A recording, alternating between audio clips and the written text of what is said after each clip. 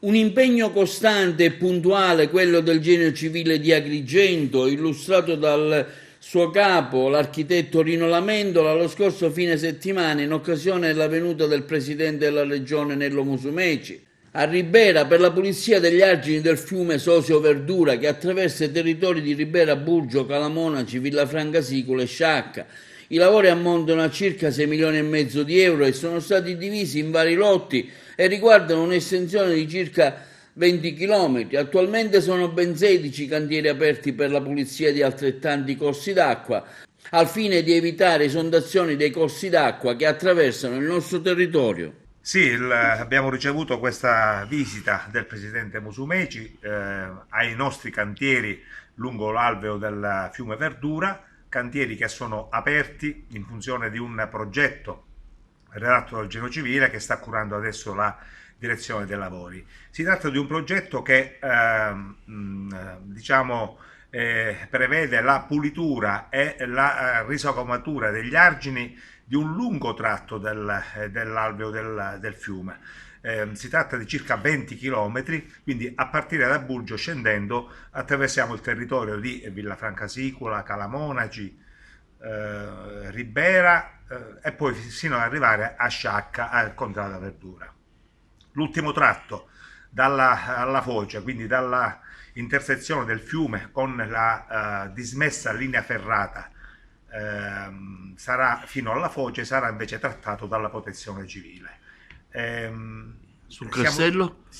no, no, il castello non è stato oggetto Ah. di interventi.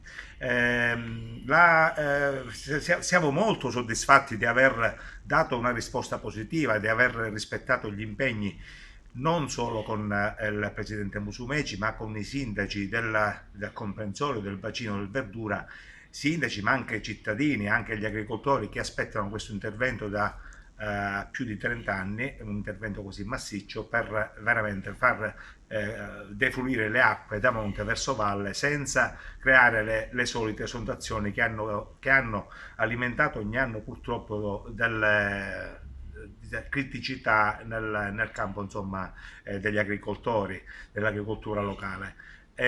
Abbiamo diviso il progetto in 5 lotti per far sì che le imprese potessero lavorare contemporaneamente, quindi abbiamo accorciato notevolmente i tempi, tant'è che riusciremo a finire i lavori entro il 30 di settembre.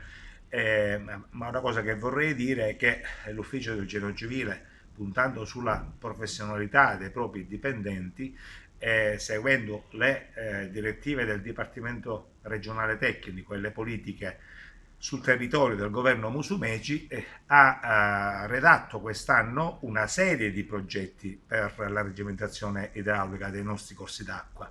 E grazie a questi progetti in questo momento posso dire che il Genio Civile ha aperto ben 18 cantieri e questo significa un bene per l'economia, ma significa anche un bene per il nostro territorio, in quanto sono interventi molto importanti per mitigare il rischio idrogeologico del nostro territorio.